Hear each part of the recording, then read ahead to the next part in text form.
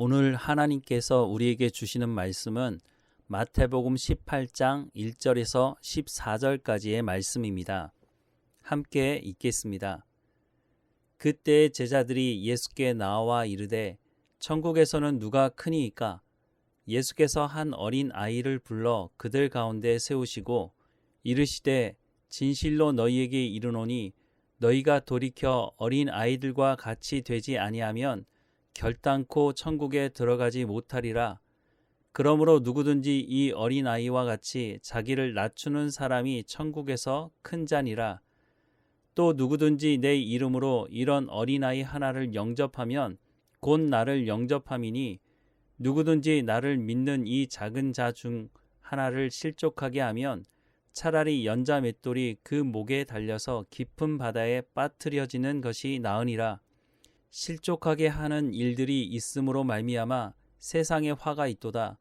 실족하게 하는 일이 없을 수 없으나 실족하게 하는 그 사람에게는 화가 있도다. 만일 내 손이나 내 발이 너를 범죄하게 하거든 찍어 내버리라. 장애인이나 다리 저는 자로 영생에 들어가는 것이 두 손과 두 발을 가지고 영원한 불에 던져지는 것보다 나으니라. 만일 내 눈이 너를 범죄하게 하거든 빼어 내버리라. 한 눈으로 영생에 들어가는 것이 두 눈을 가지고 지옥불에 던져지는 것보다 나으니라. 삼가 이 작은 자 중에 하나도 없인 여기지 말라. 너희에게 말하노니 그들의 천사들이 하늘에서 하늘에 계신 내 아버지의 얼굴을 항상 배옵느니라. 너희 생각에는 어떠하냐? 만일 어떤 사람이 양 100마리가 있는데 그 중에 하나가 길을 잃었으면 그 99마리를 산에 두고 가서 길 잃은 양을 찾지 않겠느냐? 진실로 너희에게 이르노니 만일 찾으면 길을 잃지 아니한 99마리보다 이것을 더 기뻐하리라. 이와 같이 이 작은 자 중에 하나라도 잃는 것은 하늘에 계신 너희 아버지의 뜻이 아니니라. 제자들이 예수님께 천국에서는 누가 크냐고 묻습니다. 이 땅에서는 누가 크냐가 중요한 문제이기 때문에 천국에서도 동일하게 누가 크냐가 중요하다고 생각한 것입니다. 그리고 제자들 안에 이미 자리 싸움이 있었습니다. 왜냐하면 예수님께서 왕이 되시면 서열에 따라 자신의 자리가 정해질 수 있기 때문이었습니다. 말은 천국에서 누가 큰 자인지라고 묻고 있지만 세상 사람들이 하는 질문을 하고 있는 것입니다. 세상에서 큰 자가 되기 위해서는 권력을 가져야 하고 재력을 가져야 합니다. 그래서 이 자리에 올라가기 위해 수단과 방법을 가리지 않기도 합니다. 이렇게 수단과 방법을 가리지 않는 과정에서 상대방을 밟고 올라가기도 하고 심지어는 정치적이든지 사회적이든지 매장시키는 일도 벌어지게 됩니다. 또한 이런 싸움에서 밀려나지 않기 위해 상대방도 수단과 방법을 가리지 않고 싸웁니다. 글쎄요, 제자들이 이미 자리 싸움을 하고 있는 중이라 이 질문을 하고 있는 것은 천국에서도 동일한 일이 벌어지지 않을까 하는 생각을 하면서 미리 준비해 보려고 한 것은 아닌가 하는 생각을 해봅니다. 그런데 예수님은 이 질문에 너무 의외의 대답을 해주십니다. 2절과 3절 말씀에 보면 예수께서 한 어린아이를 불러 그들 가운데 세우시고 이르시되 진실로 너희에게 이르노니 너희가 돌이켜 어린 아이들과 같이 되지 아니하면 결단코 천국에 들어가지 못하리라 라고 말씀하고 있습니다. 천국에서 누가 큽니까? 라고 하는 질문을 했더니 예수님은 어린아이와 같이 되지 아니하면 결단코 천국에 들어가지 못하리라 라고 말씀하십니다. 크고 작고는 둘째치고 세상에서 큰 자가 되려고 하는 것과 같이 하려고 한다면 아예 천국에 들어가지 못한다고 말씀을 하고 있습니다. 그리고 예수님은 천국에 들어가는 사람이 어떤 사람인지에 대해 말씀하십니다.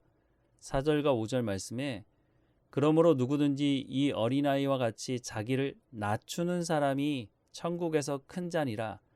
또 누구든지 내 이름으로 이런 어린아이 하나를 영접하면 곧 나를 영접함이니 라고 말씀하십니다. 세상에서 큰 자가 되기 위한 방법과는 전혀 다른 모습을 말씀하고 있습니다. 첫 번째는 자기를 낮추는 사람이라고 말씀합니다. 우리가 살아가는 이 세상에서 자기를 낮추는 사람이 큰 자가 되기는 쉽지 않습니다. 자기를 낮추면서 권력과 재력을 얻는 자리에 오르는 것은 어렵습니다. 이런 사람은 거의 찾아보기 어렵습니다. 이렇게 해서는 권력과 재력을 얻는 큰 자가 되기 어렵기 때문입니다. 있어도 전 국민 중에 손에 꼽힐 정도일 것입니다. 일반적으로는 거의 불가능한 것입니다. 게다가 예수님은 누구든지 내 이름으로 이런 어린아이 하나를 영접하는 사람이라고 말씀하십니다. 즉, 상대방에 대한 배려를 말씀하고 있습니다. 그것도 어린아이라고 해서 무시하지 않고 배려하는 사람, 존중하는 사람이 바로 천국에서 큰 자라고 말씀하십니다. 세상의 원리와는 완전히 반대되는 말씀을 하고 있는 것입니다. 그런데 천국에서 큰 자는 둘째치고 예수님은 어린아이와 같지 아니하면 결단코 천국에 들어가지 못한다고 하는 말씀을 기억해야 할 것입니다. 자기를 낮추며 상대방이 어린아이라 할지라도 배려하고 존중한다면 이 사람은 천국에 들어갈 수 있고 이 사람이 천국에서 큰 자라고 말씀하십니다. 그렇다면 천국에 들어가는 모든 사람이 큰 자라고 할 수 있을 것입니다. 그러면 천국에서 큰 자라는 것은 의미가 없는 것입니다. 천국에 들어가는 사람이 모두 큰 자인데 큰 자들 사이에서 서열을 나누어 봐야 무슨 소용이 있겠습니까? 그리고 예수님은 말씀을 이어가십니다. 6절부터 10절입니다. 누구든지 나를 믿는 이 작은 자 중 하나를 실족하게 하면 차라리 연자 맷돌이 그 목에 달려서 깊은 바다에 빠뜨려지는 것이 나으니라. 실족하게 하는 일이 있음으로 말미암아 세상에 화가 있도다. 실족하게 하는 일이 없을 수는 없으나 실족하게 하는 그 사람에게는 화가 있도다.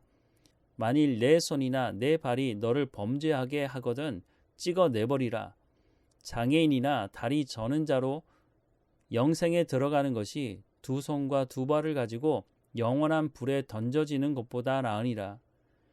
만일 내 눈이 너를 범죄하게 하거든 빼어내버리라. 한 눈으로 영생에 들어가는 것이 두 눈을 가지고 지옥불에 던져지는 것보다 나으니라. 삼가 이 작은 자 중에 하나도 없인 여기지 말라. 너희에게 말하노니 그들의 천사들이 하늘에 계신 내 아버지의 얼굴을 항상 배옵느니라 라고 말씀합니다. 그리고 한 비유의 말씀을 하십니다. 너희 생각에는 어떠하냐? 만일 어떤 사람이 양 100마리가 있는데 그 중에 하나가 길을 잃었으면 그 99마리를 산에 두고 가서 길 잃은 양을 찾지 않겠느냐? 진실로 너희에게 이르노니 만일 찾으면 길을 잃지 아니한 99마리보다 이것을 더 기뻐하리라. 이와 같이 이 작은 자 중에 하나라도 잃는 것은 하늘에 계신 너희 아버지의 뜻이 아니니라 라고 말씀하십니다. 이 비유의 말씀은 99마리 양보다 한 마리 양이 중요하다는 것이 아니라 99마리의 양과 같이 한 마리의 양도 중요하다고 말씀하는 것입니다.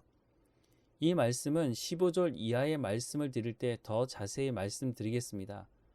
일단은 한 공동체, 교회로 부름받은 모든 사람들이 다 중요하다는 말씀입니다.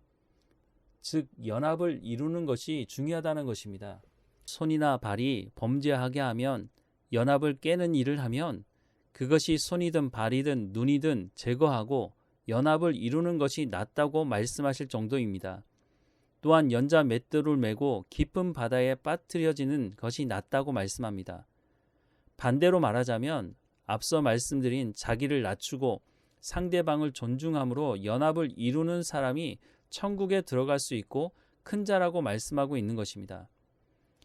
에베소서 말씀을 보면 하나님께서 부르신 사람에게 가장 강조하는 것이 연합을 이루라고 하는 것입니다. 세상 사람들과 같이 권력을 가지기 위해, 재력을 가지기 위해 수단과 방법을 가리지 않고 상대방에 대한 배려 없이 밟고 올라가는 것은 그리스도인이 살아가야 할 삶이 아니라는 것입니다. 그리스도인들이 추구해야 할 삶의 방향이 아니라는 것입니다. 그러나 교회는 오랜 동안 머리가 돼야지 꼬리가 돼서는 안 된다는 말씀을 끌어다가 성공과 번영이 하나님의 뜻인 것처럼 가르쳐 왔습니다. 그래서 오늘 한국 교회는 세상으로부터 손가락질을 당하는 대상이 되어버렸습니다. 머리가 되기 위해 세상 사람들이 하는 짓을 똑같이 해왔고 적지 않은 목회자들은 면죄부를 주어 온 것입니다. 심지어 대형교회 목사들을 중심으로 그 권력과 재력을 놓기 싫어서 그 탐욕에 빠져서 세습을 하고 있는 것이 현실입니다. 오늘 본문의 말씀에 따르면 과연 천국에 들어갈 수 있을지 의문입니다. 오늘 우리가 그리스도인으로서 성공과 번영을 갖추어 큰 자가 되려고 하는 세상의 논리가 아니라 자기를 낮추고 상대방을 배려하고 존중하며 오직 하나님만을 의지하며 살아가는, 그래서 하나님과 나와의 연합과 성도와 성도의 연합을 이루는 하나님의 뜻을 이루는 삶을 살아가야 할 것입니다.